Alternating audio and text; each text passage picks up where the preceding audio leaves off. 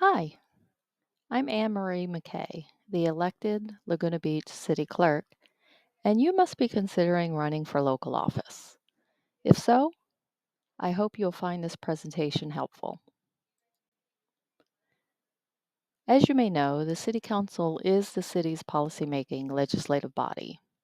It consists of 5 citizens who serve overlapping terms.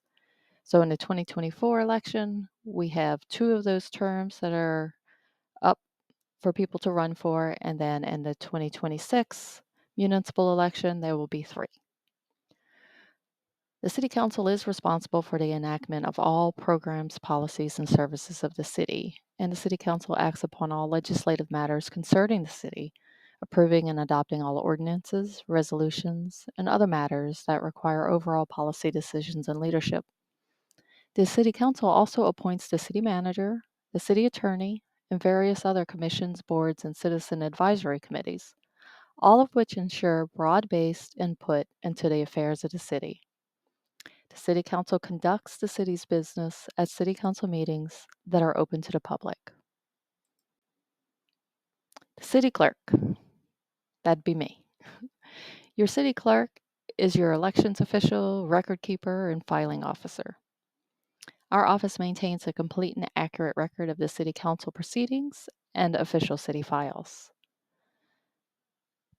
Our office is also responsible for fulfilling the legal requirements established by the municipal code and state law. We also conduct the elections as required by law and receive all claims filed against the city. As your city clerk, I'm your filing officer for the California Fair Political Practice Commission, also known as the FPPC. Our office is also responsible for maintaining the city's municipal code book, and we even provide notary services. The city treasurer. She serves as the custodian for public monies and taxes received by the city. She has to comply with all the laws governing the deposit and securing of public funds and the handling of trust funds in her possession. She coordinates with the city's finance department to ensure the availability of funds in response to demands for payment against city financial resources. She reviews warrants and payroll checks for appropriate signatures, and she submits periodic reports and accounting of receipts, disbursements, and fund balances. That's what you will see usually once a month for her monthly reports. The City of Laguna Beach, this is our organizational chart. So our citizens are at the top here.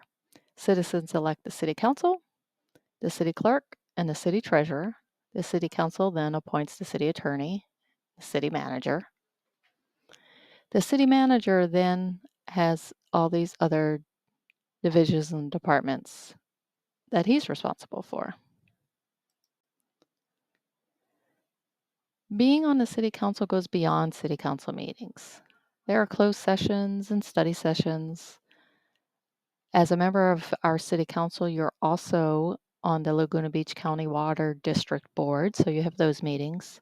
There's civic events and celebrations, and then there's special joint meetings with the various boards and commissions, the Laguna Beach Unified School District, and various legislatures. City Council also has assignments. They provide leadership and participate in regional, state, and national programs and meetings. And so these are the assignments that you will see currently for 2024. You have council members that serve as liaisons for the various boards, commissions, and committees. Then you have representation from the City Council on various other organizations. And then the mayor also represents the city for certain organizations. So, you want to run for elected office. How do you know if you're eligible? Well, it's not really that difficult. You have to be at least 18. You have to be a registered voter in the city of Laguna Beach. And you have to be a resident within the city of Laguna Beach. You got those 3 things? Then you can run for office.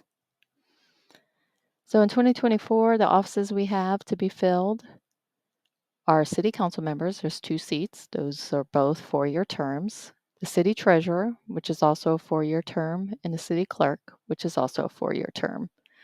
The city treasurer and me, the city clerk, we have filed our candidate intention statement indicating that we will be running for reelection again. For the city council, we haven't had the incumbents file anything as of yet, but we will keep the website updated so that those who are interested will know if incumbents are planning to run. In order to get nominated, you must get at least 20 signatures, but no more than 30. And all the signatures must be voters that are registered to vote in the city of Laguna Beach. Here's the nomination period timeline.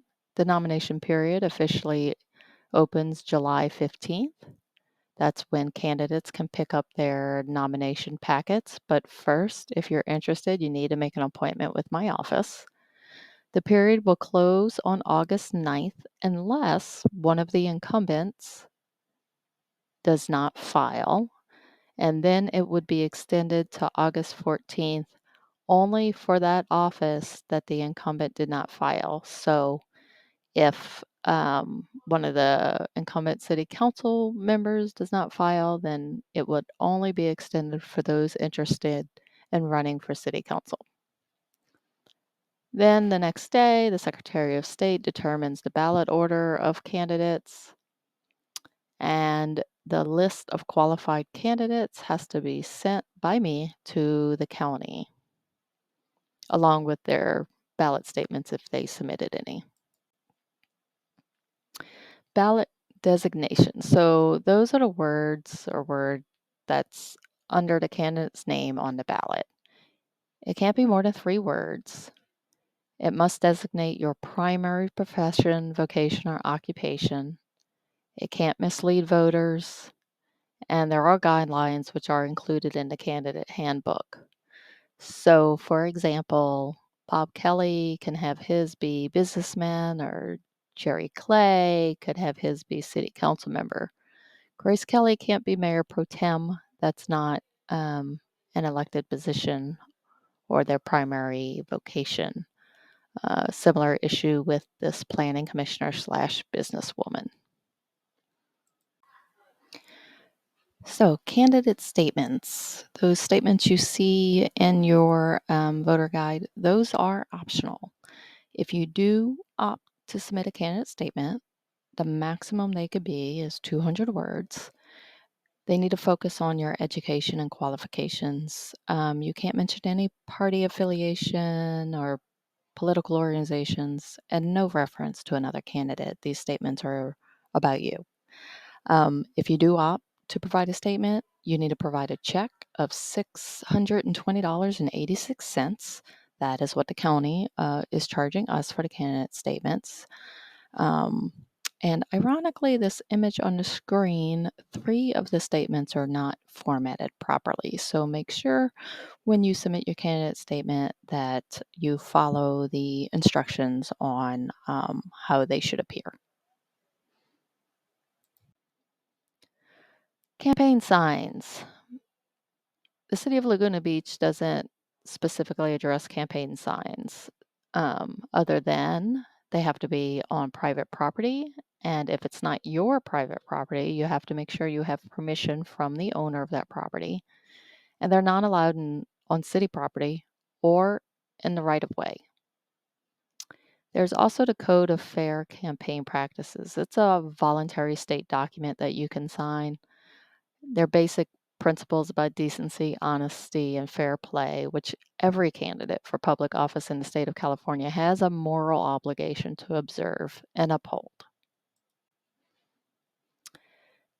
The FPPC, you will be spending a lot of time visiting their website.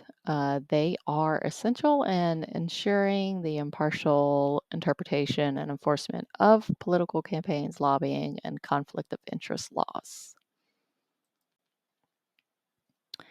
The very first thing you should do as a candidate is file your Form 501. That's your candidate intention statement. What that says is you plan to run. You must file this before spending or raising any money for your campaign. The Form 470 is a campaign disclosure form if you plan to raise or spend less than $2,000. That generally only applies to those that are running unopposed. The Form 410 is for everyone else. If you intend to raise or spend $2,000 or more, you have to establish a candidate committee, and this is the form that you would do that. If you have to establish your committee, then you will be required to submit Form 460s. These are detailed disclosures reporting your contributions and expenses. And there are detailed instructions for all of these forms on the FPPC website. This is the filing schedule for the Form 460. The first one will be due July 31st, which is right in the middle of the nomination period. So for those candidates that have established their committee during that period, they will need to submit one. 497 is only required for contributions made and received over $1,000 from a single source. That will really only apply to PACs. And then the first pre-election statement is due September 26th, then October 24th, and then the next semi-annual January 31st.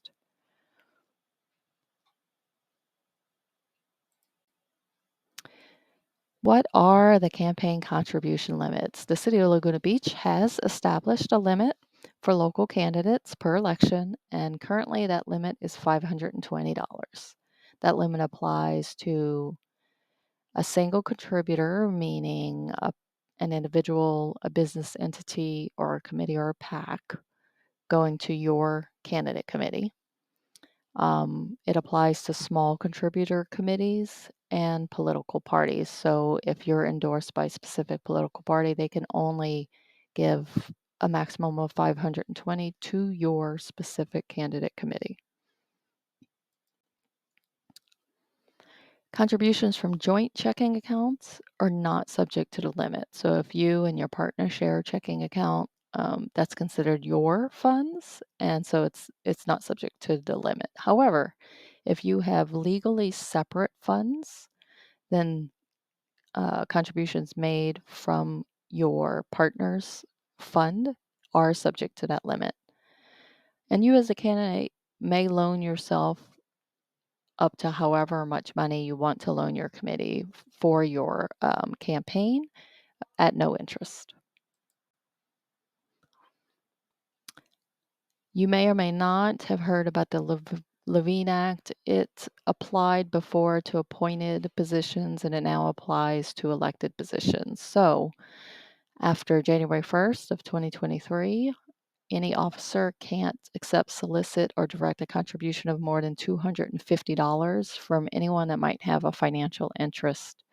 That'll go before the city council, and that goes for 12 months after the final decision. If $250 or more is received from someone, then that council member would have to disclose that they received those funds and recuse themselves from any decision involving that. And there are, if you weren't aware that you had received 250 from someone, there are ways to cure that violation within a specified time frame.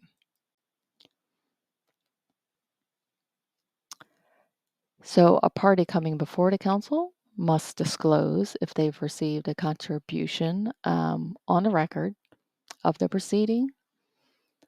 And those participants, agents can't make contributions of more than 250 in the 12 months following the decision. So if the council makes a decision for a certain permit, then the applicant for that permit can't then donate money to that council, any of those council people's campaign.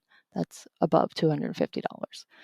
So my recommendation is that campaign committees carefully monitor contributions and consider limiting contributions to 250 for anyone that may come before the council. You should also ensure that multiple small donations of repeated amounts don't go over that 250 within the 12-month period.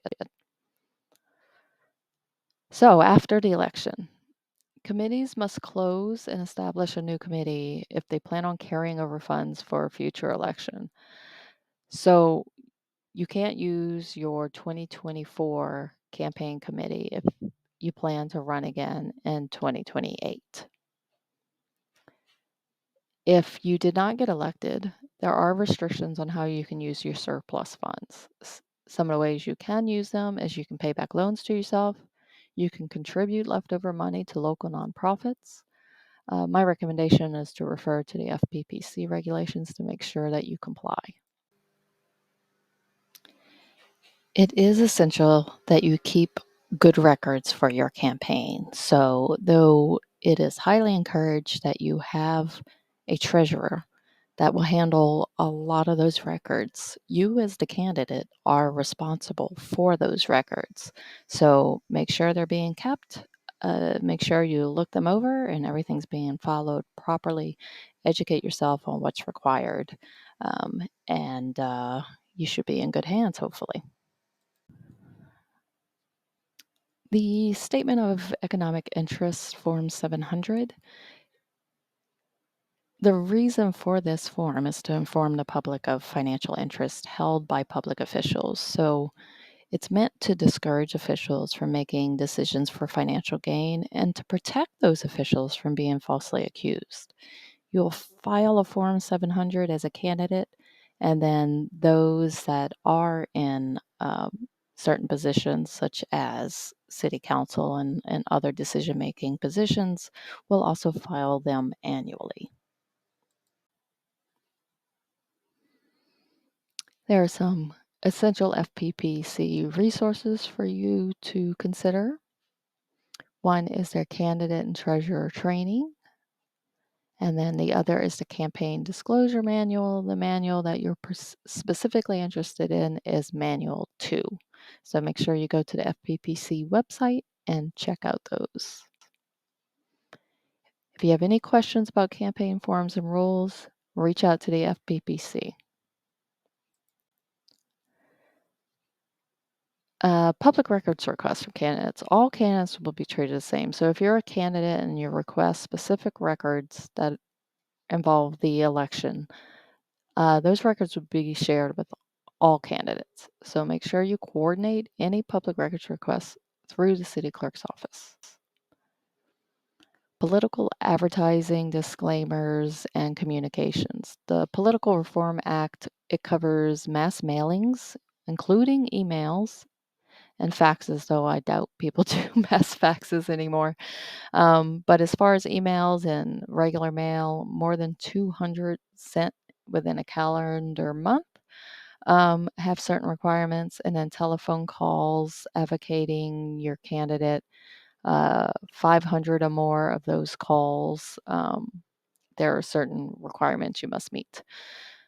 And there are other regulations and best practices related to newspaper, radio, and television ads.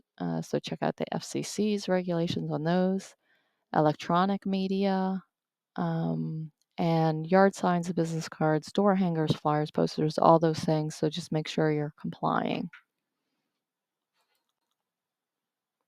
Electioneering. There's no electioneering or election related conduct within 100 feet of a polling place.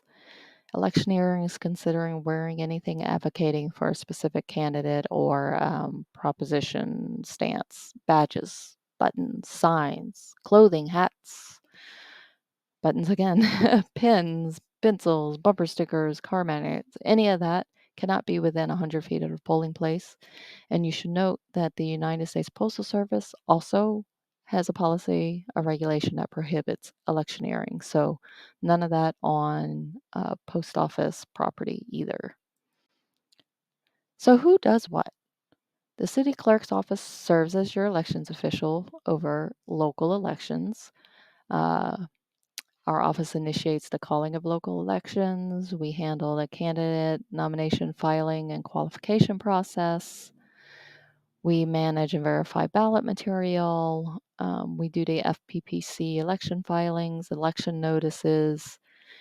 certificates of election, and we administer the certification of the results. The Orange County Register of Voters, they establish and staff the vote centers. They assign the letter designations for our measures.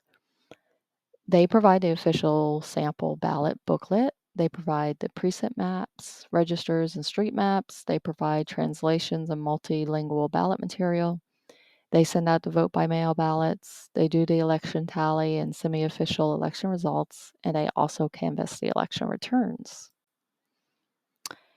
So reach out if you have any questions. Let me know if there are other topics you would like covered in this overview. Are you wondering where the nearest exit is? Or are you wondering, hey, where do I sign up? Or what was I thinking? All of those things are fine. Don't hesitate to reach out to me with any questions whatsoever. Again, I'm Anne Marie McKay. My phone number, my email, and you can go to lagunabeachcity.net/elections. I look forward to seeing you.